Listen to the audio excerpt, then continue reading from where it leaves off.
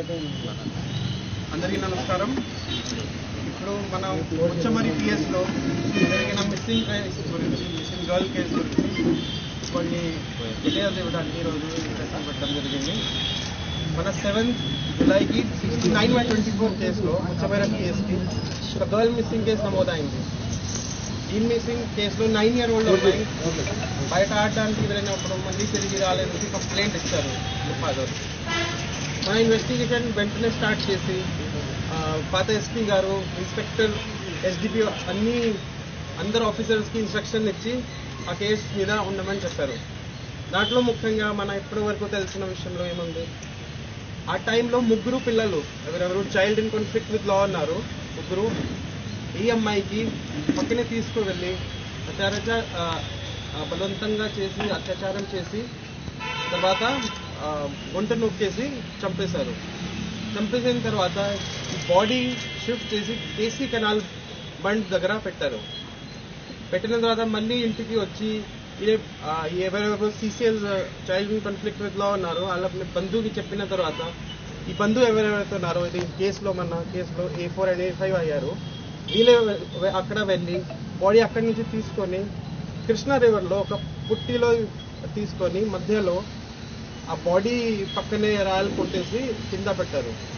So ఇవన్నీ ఇన్వెస్టిగేషన్స్లో మనం చేసిన తర్వాత నిన్న అరౌండ్ 5 o'clock ఎవరెవరైతే child in conflict with law ఉన్నారో, జువెనైల్స్ ఉన్నారో వాళ్ళకి అప్రహెండ్ చేయడం జరిగింది. అండ్ A4 and A5 ఎవరెవరే బంధువు ఉన్నారో వాళ్ళకి అరెస్ట్ చేయడం జరిగింది. ఈరోజు యాజ్ పర్ ప్రొసీజర్ కోర్టులో ప్రొడ్యూస్ చేయడం జరుగుతుంది. ఆ రోజు నుంచి మన బాడీ గురించి ముందు నుంచి మన డిఐజీ సార్, డీజీ సార్ అందరూ స్పందించి మనకి అన్ని రిసోర్సెస్ ఇచ్చారు.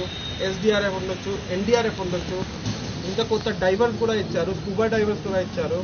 వాళ్ళు కూడా కొత్త టెక్నాలజీస్తో drone cameras, under water scanner అన్నీ ఉపయోగం చేసి ఇప్పటి వరకు సర్చింగ్ చేస్తున్నారు.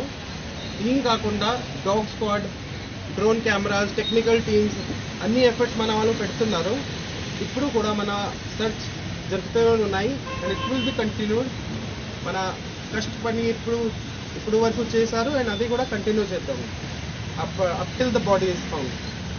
సో దీంట్లో ముఖ్యంగా 69/24 గర్ల్ మిస్సింగ్ నుంచి case has been already into 70 clause 70/2, 103 clause 1, 238A and 6 and 5 of POCSO Act. ముఖ్యంగా దీంట్లో గ్యాంగ్ రేప్ వస్తుంది, murder and concealment of evidence and POCSO Act. విషయం గారు మాట్లాడారు, కంటిన్యూగా పర్సూ చేస్తున్నారు. ఇదే ఎట్లా ఆపరేషన్స్ ఏమేమి జరుగుతున్నాయి, ఫీడ్బ్యాక్ తీసుకోవటం, మాకు ఇన్స్ట్రక్షన్స్ ఇవ్వటం, చాలా డెప్త్గా గైడ్ చేయటం, డీజీ గారు కానీ, ఎస్ఎం గారు కానీ, సీనియర్ ఆఫీసర్స్ అంతా కూడా దీని మీద ఫోకస్ చేయడం జరిగింది. పిల్లలు నేరం చేసిన తర్వాత పెద్దలు ఎందుకు ఇన్వాల్వ్ అయ్యారు అంటే వాళ్ళు వెళ్ళి పెద్దలకు చెప్పారు ఏం జరిగింది? వాళ్ళు పెద్దలకు పేరెంట్స్ చెప్పడంతో ఇంకా వాళ్ళని కన్సల్ట్ చేయాలనే ఉద్దేశం, వాళ్ళని కేసులు ఇది అవ్వకుండా ప్రొటెక్ట్ చేయాలనే ఉద్దేశంతో ఇంట్లో ఎంటర్ అవ్వడం. అంటే పిల్లలు నేరానికి పాల్పడడానికి ప్రధాన కారణం ఏమై ఉండొచ్చు అంటే మీ దర్యాప్తులో సెల్ ఫోన్ చూడడం కానీ? ఒకటి సెల్ ఫోన్ చూడడం అయితే వీళ్ళకు ఉంది. ఆ రకంగా దాన్ని చూస్తూ అదే పద్ధతిలో వీళ్ళు ఆ ప్రయత్నం కూడా చేయడం జరిగింది.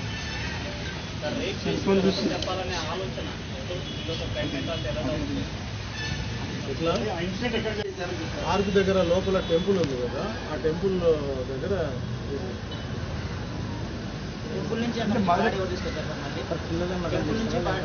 అఫెన్స్ జరిగింది. టెంపుల్ దగ్గర ఇది సెక్షువల్ అఫెన్స్ జరిగింది. అక్కడ నుంచి బయటికి వెళ్తారనమాట, చాక్లెట్ ఇచ్చేసి బయటికి తీసుకెళ్తారు. బయటికి తీసుకెళ్ళిన తర్వాత వీళ్ళకి కెనాల్ గట్టు దగ్గరికి వెళ్ళిన తర్వాత వాళ్ళ మైండ్ సెట్ మారుద్ది. అక్కడి నుంచి తీసుకెళ్ళి వాళ్ళు టోటలింగ్ చేసి చేస్తారు.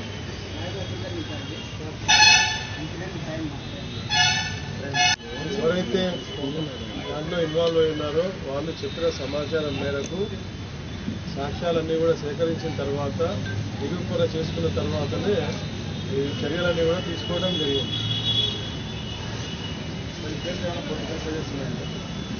ఎటువంటి ప్రెజర్స్ లేవు ఎవరి వారి సార్ గతంలో ఇటువంటి సంఘటనలు చోటు చేసుకున్నవి, దానివల్ల చాలా పిల్లలు డ్రాప్అవుట్స్ కూడా పెరిగాయని చెప్పేసి అక్కడ తెలుస్తుంది.